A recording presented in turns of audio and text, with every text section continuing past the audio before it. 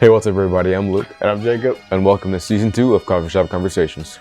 CoffeeShop Conversations takes a journey to the lives of everyday people who make significant, but yet uncelebrated and unrecognized contributions to humanity. Here at the Coffee Shop, we're going to introduce to you some of the most amazing people who do great things in the community and around the world. Before you finish checking us out, please hit the subscribe button below because you don't want to miss a thing.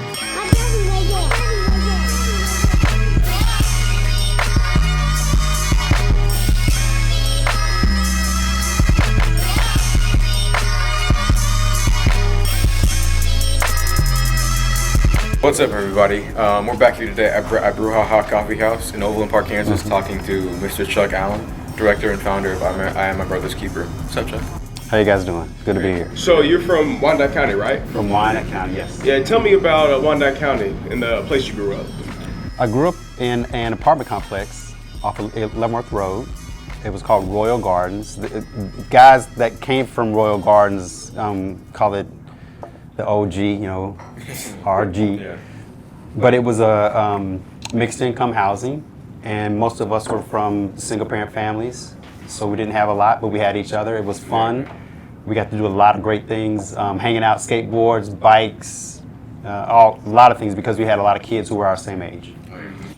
So had a great childhood because I had a lot of friends, and it was pretty fun. Yeah, you mentioned had a lot of single parent families in that area. Were you a part of a single parent household? Yes, single parent household. There were three kids who lived, three of us who lived in the home. Although I had additional brothers outside of that family because my father had other kids from outside of that family. There were just three of us who lived in the home, and my mother, she worked hard. She struggled. And I didn't really understand her struggle until I got older and witnessed her one day just in her room crying on her bed and didn't understand, why. And as I got older, I realized that a lot of it had to do with the stress of being a single mom and not having enough for your kids and raising two boys and a daughter. So it was hard for her. I didn't realize until I got older and became a parent. Do you think not having a father in the home, and then on top of that, finding out that you have three half brothers later, did you think that affected you at all? Yeah, the not having a father in the home affected me greatly because I didn't understand or learn how to respect authority. Yeah.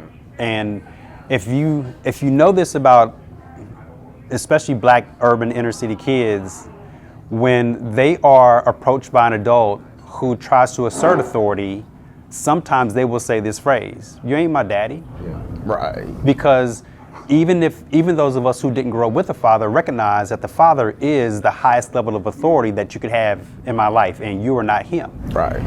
So when I didn't have that kind of authority and learn how to lovingly respect men in authority, I really went the other way and highly disrespected men because they didn't do what they said they were going to do oftentimes. Right. Yeah. So when a principal got in my face or vice principal got in my face when I was at Washington High School, I would disrespect them and dare them to dismiss me or dare them to kick me out of school because I didn't say, "You don't run my life, I do." Well, that wasn't true. One story is I was playing baseball and I was a pretty good baseball player. I didn't realize I was that good until I was approached by some different people.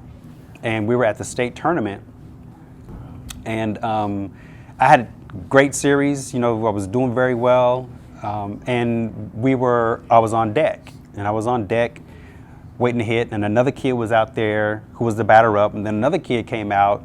He was up after me, and the umpire came over and said, "You're gonna have to wait in the dugout," he said to the other guy who was gonna bat behind me. And I said to my friend who was batting behind me, you don't got to go in a dugout, man. Forget that dude. You don't got to. And it was very disrespectful to this adult man who was in a position of authority. But because I didn't respect his authority, he came close to me and he leaned in and he said, you had a chance to be the MVP of this tournament. But because of how you just responded, that's not going to happen. And that kept me from achieving something that I didn't even know I was in a position to achieve, because I didn't learn how to have a high level of respect for adults. And when my wife and I had kids, my kids understood that there's a level of respect that you must have for adults, period. And if they didn't understand that, I would teach it to them. Mm-hmm. So having a father for them meant you learn a different way. You learn how to live differently and do things differently. Not having a father meant I can do pretty much what I wanted to do, except when it came to, if I got in trouble in school when I was in elementary school, they called my mother. And my mother would deal with it. Yeah. You know, she said, just wait till we get home.